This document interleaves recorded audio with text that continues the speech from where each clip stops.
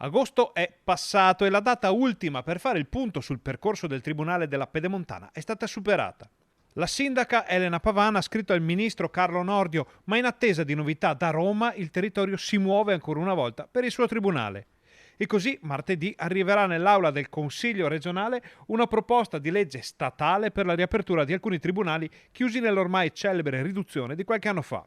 Primo firmatario e relatore sarà il vicepresidente del Consiglio Veneto Nicola Finco. Come Regione del Veneto, come Consiglio, abbiamo deciso di presentare un progetto di legge statale proprio che vada nella direzione di altre 7 regioni a livello nazionale che chiedono sostanzialmente al governo di rivedere quella che è la geografia giudiziaria che è stata approvata ancora nel 2012. La proposta è firmata anche dal capogruppo della Lega in Consiglio Alberto Villanova e da Enoch Soranzo di Fratelli d'Italia, a conferma che il progetto è condiviso in modo politicamente trasversale e che interessa tanto il bassanese quanto la Marca trevigiana e l'Alta Padovana. Approveremo questo progetto di legge che inizierà poi un iter a livello parlamentare assieme agli altri testi e mi auguro assieme anche a una nuova geografia giudiziaria che sarà portata avanti proprio dal governo, proprio per chiedere ovviamente l'apertura del nuovo Tribunale della Pedemontana. Il territorio ha già detto la sua politicamente sul versante del lavoro, tutti compatti per il nuovo tribunale. La palla passa al governo e al Parlamento che speriamo quanto prima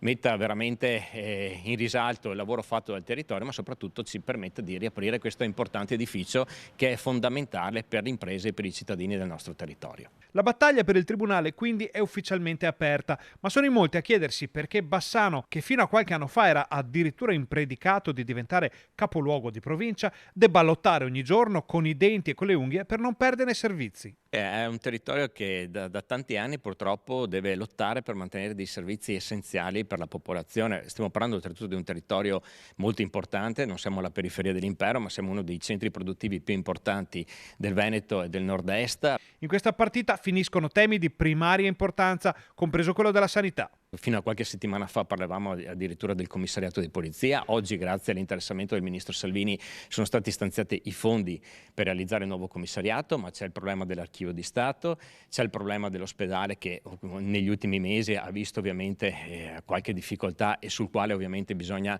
riportare l'attenzione dell'intero territorio. Una battaglia che non è solo di Bassano, è di un intero territorio e come dice il vecchio adagio, l'unione fa la forza, ma divisi ci si fa male.